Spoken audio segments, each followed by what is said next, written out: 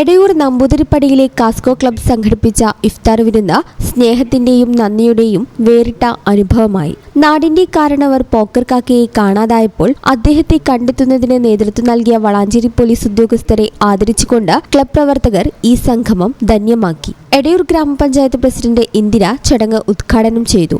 Vice president Mustafa അധ്യക്ഷത വഹിച്ച ചടങ്ങിൽ 96 വയസ്സുള്ള പോക്കർ കാക്കയുടെ തിരോധാനവുമായി ബന്ധപ്പെട്ട് ഉണർന്നു പ്രവർത്തിച്ച വളാഞ്ചേരി പോലീസിനുള്ള നാടിന്റെ സ്നേഹോപഹാരം കൈമാറി.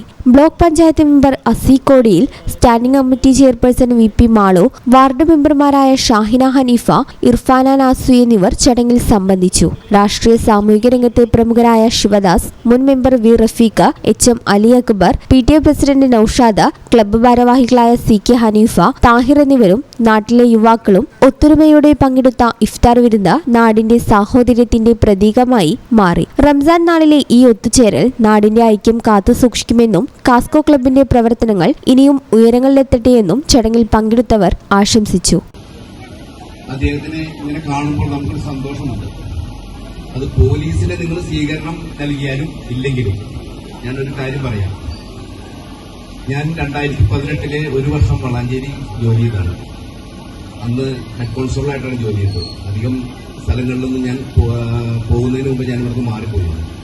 ഇപ്പോൾ 7ാം മാസത്തിൽ ഞാൻ വന്നതാണ് 2020. ഞാൻ ഈ നാട്ടിലൊന്നും അധികം കാര്യമായിട്ടൊരു ലോ ആൻഡ് ഓർഡറിന് വന്നിട്ടുണ്ടായിരുന്നു. എന്നാൽ ആ നാട്ടുകാരുടെ ഒത്തൊരുമയാണ് അദ്ദേഹത്തിനെ കണ്ടെത്താൻ സഹായിച്ചെന്നുള്ള കാര്യത്തിൽ ഒരു സംശയമില്ല.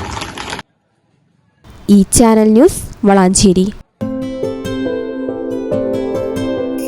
15 വർഷങ്ങളായി ഈ തിളക്കം നമ്മെ ഭ്രമിപ്പിക്കുന്നു.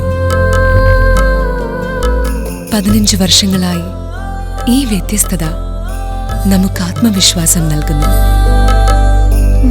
15 വർഷങ്ങളായി നമ്മുടെ ആഘോഷങ്ങളിൽ ഈ പാരമ്പര്യവും പങ്കാളികളാണ്.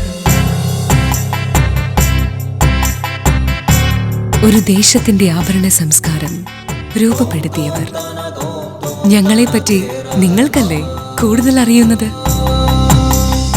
പരിശുദ്ധിയുടെ സുവർണ പാരമ്പര്യം. Hayath golden diamonds, Valanchery.